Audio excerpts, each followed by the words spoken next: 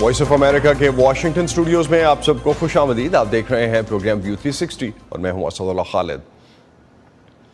امریکی ٹیلی vision net work CNN کے ساتھ ایک انٹرویو میں امریکی صدر جو بائیڈن نے اسرائیل کو خبردار کیا ہے کہ اس نے رفح میں بڑے پیمانے کی فوجی کارروائی کی تو امریکہ اسے اس نوعیت کے گولہ بارود کی فراہمی بالکل روک دے گا جو اسرائیل تاریخی طور پر رفح میں استعمال کر چکا ہے. اس کے ساتھ ہی امریکی صدر نے واضح کیا کہ امریکہ اسرائیل کی سیکیورٹی سے پیچھے نہیں ہٹ رہا بلکہ صرف اس صلاحیت دینے سے پیچھے ہٹ رہا ہے جس کے ذریعے اسرائیل ان علاقوں میں جنگ کر سکتا ہے. اس سے پہلے بدھ کو امریکی وزیر دفاع نے ان اطلاعات کی تصدیق کی تھی کہ امریکہ نے اسرائیل کو بھاری گولہ بارود کی ایک شپمنٹ روک دی ہے. دوسری طرف اسرائیلی وزیر اعظم نے امریکہ کے اعلان کے جواب میں اس عزم کا اظہار کیا ہے کہ اگر انہیں اکیلے ہی دشمن سے لڑنا پڑا تو وہ لڑیں گے. جبکہ واشنگٹن میں اسرائیلی سفیر نے اس فیصلے کو صدر بائیڈن پر کانگریس، امریکی یونیورسٹیز میں ہونے والے احتجاج اور آنے والے انتخابات کے دباؤ کا نتیجہ قرار دیا ہے. آج کے پروگرام میں ہم بات کریں گے کہ آیا امریکہ پر اندرونی اور بیرونی دباؤ کی وجہ سے صدر بائیڈن امریکہ کی اسرائیل پالیسی میں تبدیلی لائیں گے. امریکہ واضح طور پر کہہ چکا ہے کہ وہ اسرائیل کی طرف سے رفح میں فوجی منصوبے کی حمایت نہیں کرتا. جب سے اسرائیل نے غزہ میں حماس کے خلاف کارروائیاں شروع کی ہیں لاکھوں فلسطینی نقل مکانی کر کے رفح میں پناہ لے چکے ہیں. صدر بائیڈن بارہا اسرائیل کے جنگی طرز عمل پر ناراضگی کا اظہار کر چکے ہیں اور اب وہ ناراضگی عملی اقدامات کی صورت نظر آنا شروع ہو رہی ہے.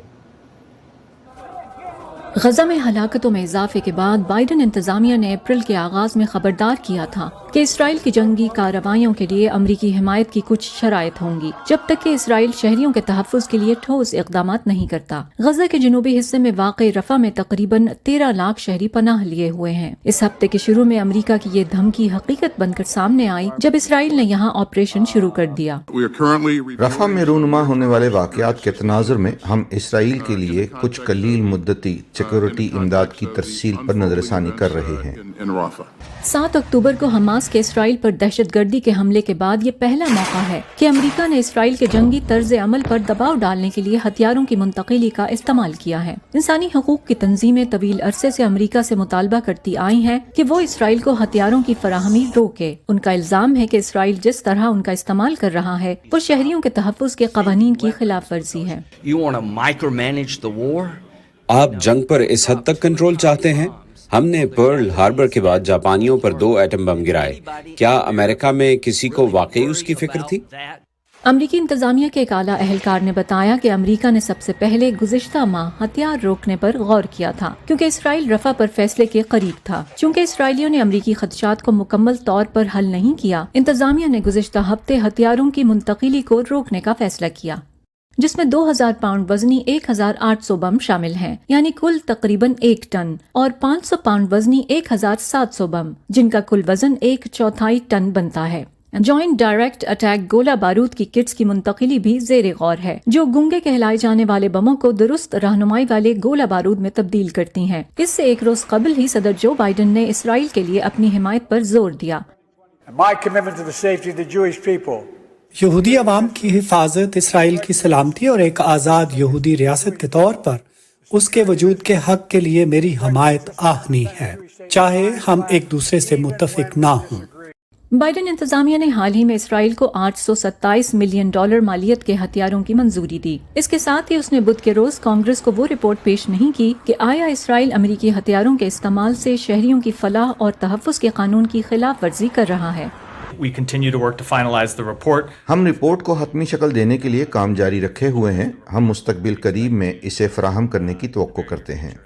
رفح میں اسرائیل کے داخل ہونے کے باوجود جنگ بندی کے علاوہ اسرائیل کی جیلوں میں قید فلسطینیوں کے بدلے میں حماس کے زیر حراست یرغمالوں کی رہائی کے لیے مذاکرات بھی جاری ہیں. پیٹسی ودا کسوارا کی رپورٹ کے ساتھ فائزہ بخاری، وائس آف امریکہ. امریکی عہدیداروں کے بیانات اور اسلحے کی فراہمی روکے جانے پر اسرائیل میں کیا رد عمل ہے اور رفح میں اسرائیلی کارروائی پر کیا اپڈیٹس ہیں؟ بات کرتے ہیں صحافی ہریندر مشرا سے جو یروشلم سے ہمیں جوائن کر رہے ہیں. ہریندر، کیسا رد عمل ہے اسرائیل کی طرف سے امریکہ کے اسلحہ روکنے کے بیانات پر اور امریکی صدر کی طرف سے اسرائیلی پالیسی پر ناراضگی ظاہر کیے جانے پر؟ دیکھیں، یہاں پر بہت ہی تیکھی جو ہے وہ رد عمل دیکھنے کو مل رہا ہے. کافی غصے کا اظہار کیا جا رہا ہے، خاص کر کے انتہا پسند تنظیموں کے جو رہنما ہیں ان کے طرف سے. تو جو بیانات آ رہے ہیں اس کو لے کر کے یہاں کے باقی جو ماڈریٹ جو رہنما ہیں وہ کافی جو ہے پریشان نظر آ رہے ہیں. یہاں پر جو نیشنل سیکورٹی منسٹر ہیں ایتامار بین گویر، انہوں نے کہہ دیا حماس لفظ بائیڈن کے بیان کے بعد، اور اس کے بعد ان کے ساتھ کے اور بھی جو باقی نہیں، انہوں نے حماس لفظ بائیڈن کر کے انہوں نے ٹویٹ کیا تھا، اور اس کے بعد جو ہے یہاں پر وہ بہت ہی ٹرینڈنگ ٹویٹ ہے، اور اس کے بعد جو ہے یہاں پر مسلسل جو ہے کئی سارے اور بیانات دیکھنے کو ملے، جس میں کہ باقی بھی انتہا پسند تنظیموں کے جو رہنما ہیں ان کے طرف سے کہا گیا کہ یہ بہت ہی افسوس جنک ہے، اور جس طرح کا بائیڈن نے جو اسٹینڈ لیا ہے اور جس طرح کے بیانات انہوں نے دیے ہیں، اس کے بعد دہشت گرد پسند جو تنظیمیں ہیں ان کی حوصلہ افزائی ہوگی، اور اس کے بعد وہ ایسا بھی محسوس کریں گے جیسے کہ وہ اس میں جیت حاصل کر سکتے ہیں اس جنگ میں۔ تو اس طرح کے بیانات ادھر سے آئے ہیں۔ یہاں پر جیسا کہ پہلے بھی آپ نے کہا، وزیر اعظم بنجامن نتنیاہو جو ہیں انہوں نے کہا ہے کہ رفح میں جو کارروائی ہے وہ ضرور ہوگی، اسرائیل جو ہے وہاں پر داخل ہوگا، وہاں کارروائی کرے گا، اور کارروائی دراصل آج ہو بھی رہی ہے۔ وہاں پر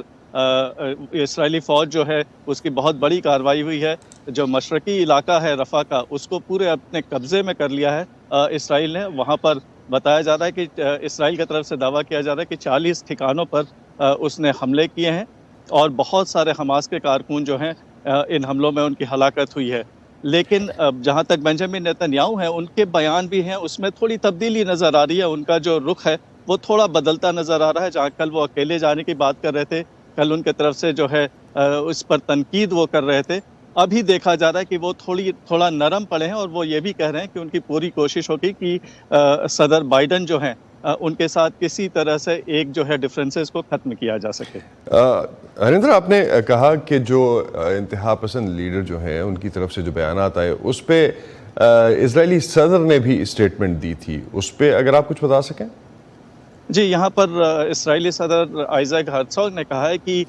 لوگ جو ہیں وہ تھوڑا یہ غیر ذمہ دارانہ جو ان کے طرف سے بیان آ رہے ہیں اس پر روک لگائیں، اور بہت سارے ایسے جو رہنما ہیں وہ اتنے اچھے جو تعلقات رہے ہیں دونوں ملکوں کے درمیان، اور خاص کر کے انہوں نے بڑی ان کی شکریہ ادائیگی بھی کی ہے صدر بائیڈن کی، اور کہا ہے کہ ان کی حمایت جو ہے اور وہ لگاتار اسرائیل کو ملتی رہی ہے، اور اسرائیل کی سلامتی جو ہے اس کو وہ بہت اہمیت دیتے ہیں۔ تو ایسے میں اس طرح کے بیان آگے نہ دیے جائیں، اور انہوں نے یہ بھی کہا ہے کہ ہم اپنے جو دو ملکوں کے درمیان جو اختلافات ہیں اس کو مل بیٹھ کر کے بند دروازے کے اندر جو ہے بات کر کے اور اس کا کوئی راستہ نکالیں گے، لیکن اس طرح سے کھل کر کے پبلکلی جو اس طرح کی لڑائی چل رہی ہے اور اس طرح کے بیان دیے جا رہے ہیں اس پر روک لگنی چاہیے۔ تو ہریندر، ایک رفح میں آپریشن کے حوالے سے آپ بتا رہے تھے کہ رفح کو جس ایریا میں آپریشن ہو رہا ہے اس کو 2 پورشنز میں ڈیوائیڈ کیا گیا، اور ایک پہ پوری طرح سے اسرائیل کا قبضہ ہے۔ وہاں پہ فلسطینیوں کی کیا صورتحال ہے؟ وہاں سے ان کو نکلنے کی جگہ ملی، نکل سکے وہاں پہ، کیونکہ اسرائیل کی طرف سے وارننگز دی گئی تھی پہلے؟ دیکھیں، جب اسرائیلی فوج وہاں پر داخل ہوئی اور اس نے رفح کراسنگ کے پاس کا جو علاقہ ہے اور وہاں کا جو مین روڈ ہے پہلے اس پر جب قبضہ کیا، تو اس کے بعد وہاں پر اس کے پہلے جو ہے اسرائیلی فوج نے وہاں پر پرچے بھی ڈالے تھے، لوگوں کو فون کیا جا رہا تھا، اور وہاں پہ SMS بھی کیا جا رہا تھا کہ وہ اس علاقے کو خالی کر کے المواسی کا جو علاقہ ہے یا خان یونس میں بھی ایک ٹینٹ سٹی بنا ہے جس میں تقریباً 40,000 ٹینٹ لگے ہوئے ہیں، وہ لوگ ادھر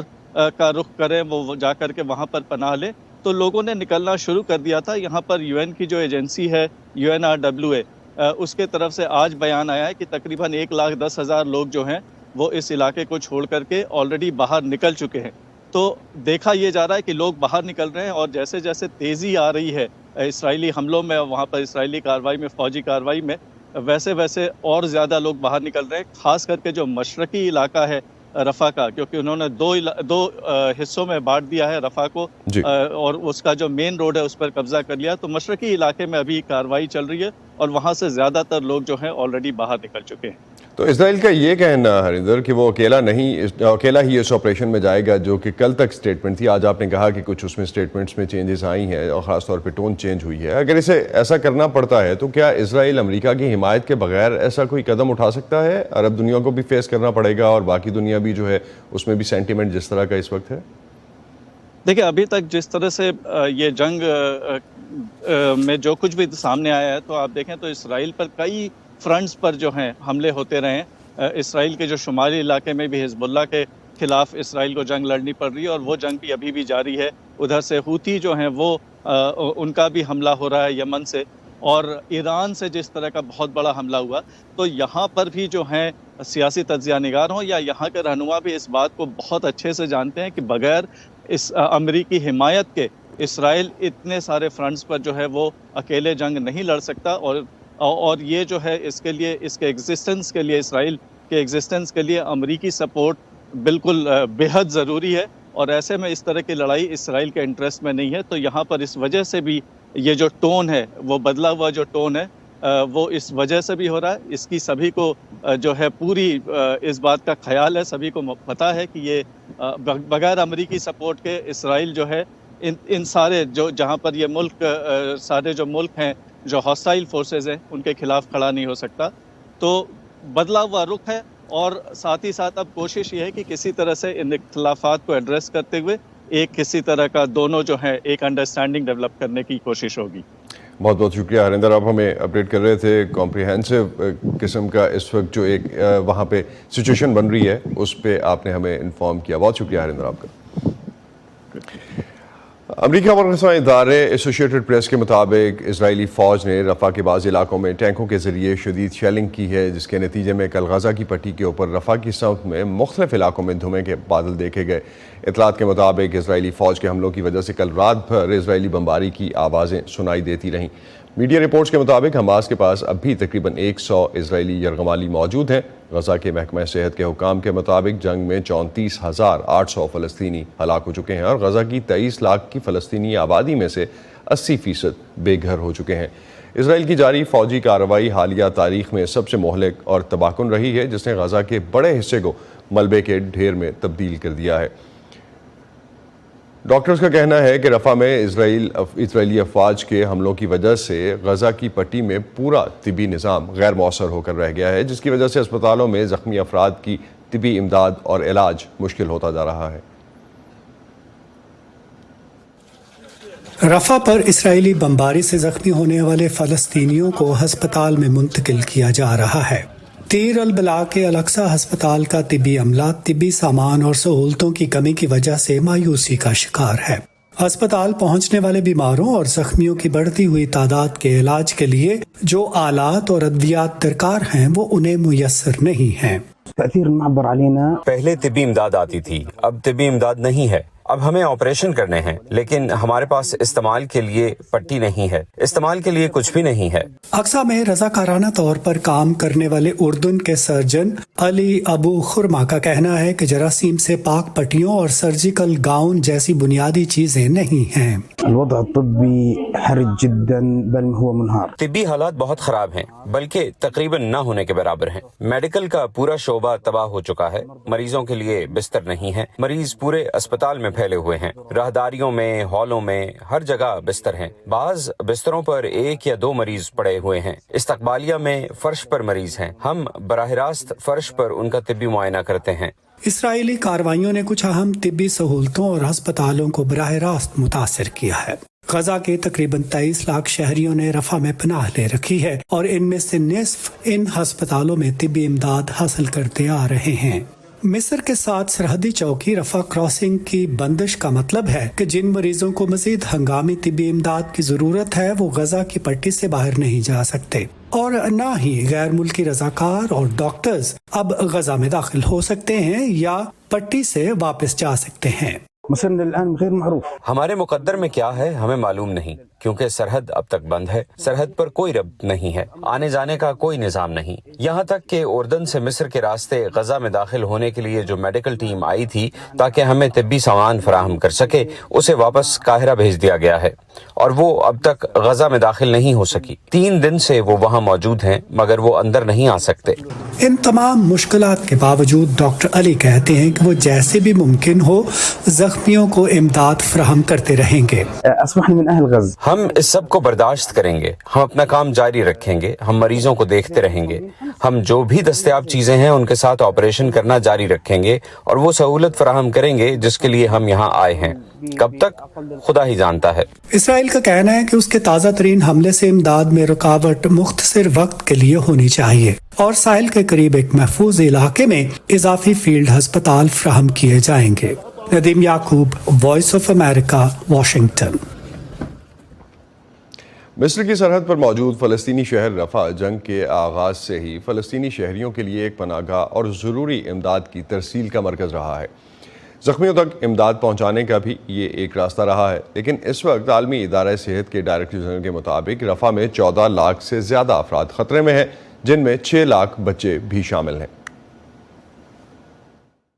We are deeply concerned about Israel's increased military activities in Rafah. ہمیں رفح میں اسرائیل کی بڑھتی ہوئی فوجی سرگرمیوں پر گہری تشویش ہے، جہاں غزہ کے زیادہ تر لوگ تحفظ کے لیے نقل مکانی کر چکے ہیں۔ ایک اندازے کے مطابق 30 سے 40 ہزار افراد رفح سے نکل کر خان یونس اور دیر البلاح جا رہے ہیں، لیکن رفح میں 14 لاکھ سے زیادہ افراد خطرے میں ہیں، جن میں 6 لاکھ بچے بھی شامل ہیں۔ پہلے ہی رفح کے 3 اسپتالوں میں سے ایک النجار اسپتال کو بند کرنا پڑا ہے اور اس کے مریض کہیں اور منتقل ہو گئے ہیں، اور اسپتال کا عملہ ان کی حفاظت کے لیے طبی سامان اور کچھ مشینیں ہٹا رہا ہے۔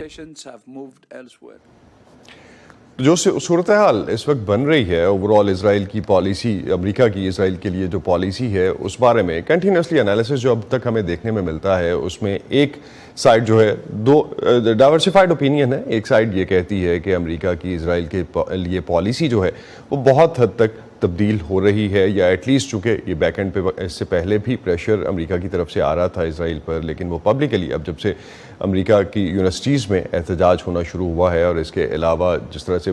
جو پرائمریز ہوئیں جو امریکی الیکشن کے صدارتی الیکشن کے لیے ابتدائی انتخابات تھے، جس میں پارٹیز کی طرف سے نامینیشن سامنے آنی تھیں، اس میں جب صدر بائیڈن کہ وہ نامینیشن جیتے ڈیموکریٹ پارٹی کی طرف سے، لیکن اس کے باوجود جس طرح کا ایک ایسا ووٹ جو انڈیسائیڈڈ ووٹ جس کو کہا گیا وہ پڑا، اس نے بھی ایک پریشر ایڈ کیا صدر بائیڈن کی ایڈمنسٹریشن پہ۔ اور اس کے علاوہ جو اوورال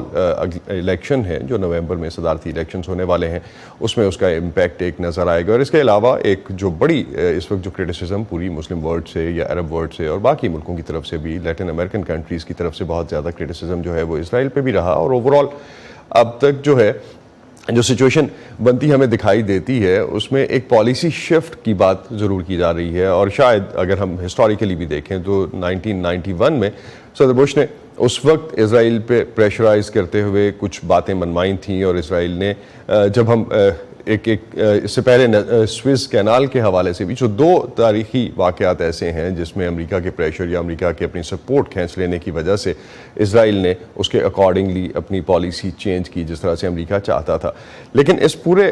اگر ہم سینیریو کا جائزہ لیتے ہیں جو اس وقت غزہ وار بن رہی ہے، تو اس میں ایکسپرٹس ابھی بھی یہی فیل کرتے ہیں کہ حماس کا جو ٹارگٹس اچیو کرنے کی بات کی جاتی ہے جو اسرائیل نے شروع میں رکھے اور جو اب تک وہ کہتا ہے کہ وہ اچیو کرے گا اور حماس کے خاتمے کے بغیر اس پورے جو جنگ سے وہ باہر نہیں آئے گا، وہ کہاں تک اچیو ہوئے ہیں پولیٹیکلی تو شاید کہا جا سکتا ہے کہ کچھ حد تک اس میں ڈیمیجز ہوئے ہوں گے، اور جو لوکل پاپولیشن نے پیلسٹین پاپولیشن نے جو سفر کیا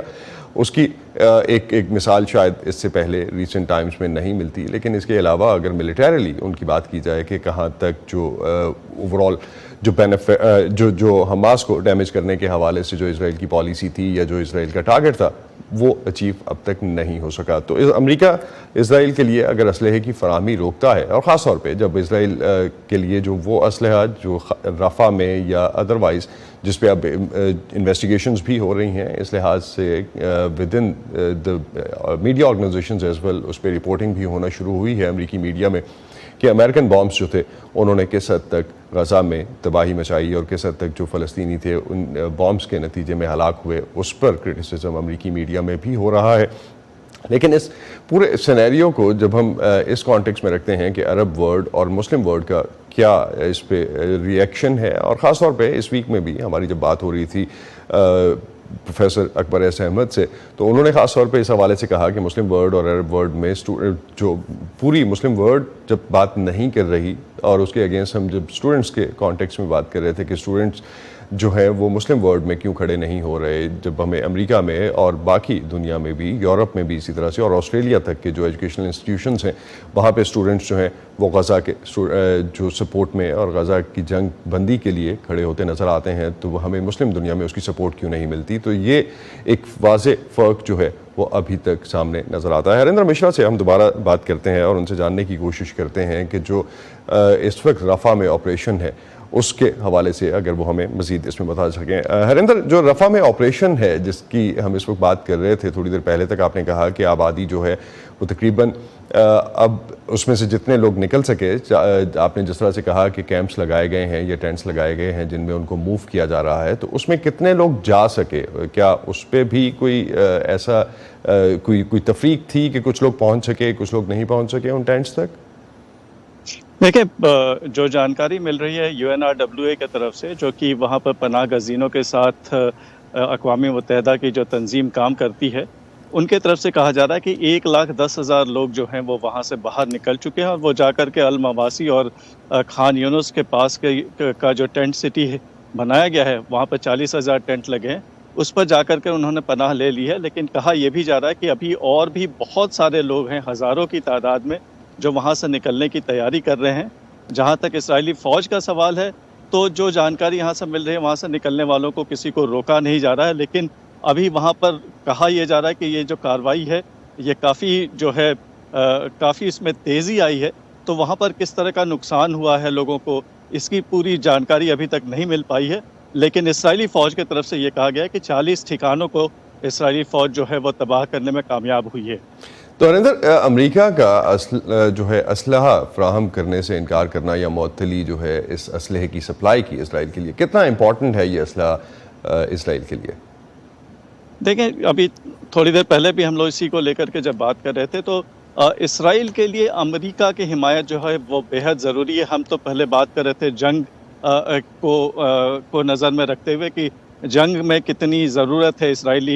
امریکی اسلحے کی یا امریکی سپورٹ کی, کیونکہ امریکہ لگاتار جو ہے یہاں پر وہاں سے کئی سو جو ہیں شپمنٹس آ چکے ہیں, اور بہت سارا ہتھیار جو ہے وہ بہت سارا اسلحہ جو ہے امریکہ پچھلے 7 مہینوں کے دوران اسرائیل کو دیتا رہا ہے. لیکن اس سپورٹ کے علاوہ جو ہے وہ ایک امدادی پیکج بھی جو ہے اس نے اناؤنس کیا ہے بہت بڑا, جس کے بغیر یہاں پر جو یہاں پہ اکانومی کے جو حالات ہیں اس کے مد نظر جو ہے کافی لوگ اس کے بعد لوگوں میں ایک یقین سا آیا ہے کہ شاید چیزیں جو ہیں وہ بہت جو حالات جو برے ہوتے جا رہے تھے ان میں تھوڑا سا کسی طرح کا جو ہے ان کو اب احساس ہو رہا ہے کہ ہو سکتا ہے کہ وہ کوئی سدھار ہو جائے. لیکن اس کا ایک جو ہے سفارتی پہلو بھی ہے. اگر آپ غور کریں تو جس طرح سے ICC میں اسرائیل کو گھیرا گیا, اور جس طرح سے گھیرا جا رہا ہے, یا اس کے پہلے جو ہے جینوسائیڈ کے اسرائیل پر الزام لگتے رہے ہیں ہیگ میں, تو اس کے مد نظر بھی دیکھیں تو سفارتی سطح پر بھی امریکہ کا جو سپورٹ ہے وہ اسرائیل کے لیے بہت ضروری ہے. امریکہ جو ہے اہم مدوں پر اسرائیل کے سپورٹ میں ہمیشہ ویٹو کرتا رہا ہے اقوام متحدہ میں, اور اس کے ویٹو کے بغیر جو ہے اسرائیل پوری طرح سے آئسولیٹ ہو جائے گا. تو امریکہ کی جو اہمیت جو ہے وہ نہ صرف ان اسلحوں تک جو ہے محدود ہے, بلکہ امریکہ جو ہے وہ ہر طرح سے اسرائیل کے سلامت کے لیے. ہریندر, کوئک کویسچن, 20 سیکنڈ ہے میرے پاس. کیا اسلحے کی سپلائی روکنے سے نیتن یاہو کو سپورٹ ملے گی اندرونی طور پر؟ دیکھیں, اسلحے کی سپلائی کے اس کے بعد دیکھیں ریٹورک اور جو حقیقت ہے, جو زمینی حقیقت ہے, دونوں میں بہت فرق ہے. انہوں نے کل ریٹورک کا سہارا لیا, اور کل بنجامن نیتن یاہو نے کہا کہ اکیلے جانا پڑا تو ضرورت پڑی تو ہم اکیلے بھی جائیں گے, ضرورت پڑی تو ہم ناخون سے بھی لڑیں گے. تو یہ ریٹورکس جو ہے یہ کل تک دکھ رہے تھے. آج جو ہے حقیقت جو آپ جس طرح پہلے بتا رہے تھے کہ کچھ حد تک ٹون میں کافی جو ہے تبدیلی آئی ہے. بہت شکریہ ہریندر, بہت شکریہ آپ کا, آپ ہمیں اپڈیٹ کر رہے تھے اس حوالے سے. اسی پہ ختم کرتے ہیں آج کا view 360. Stay safe. Asadullah Khalid کو اجازت دیجیے. خدا حافظ.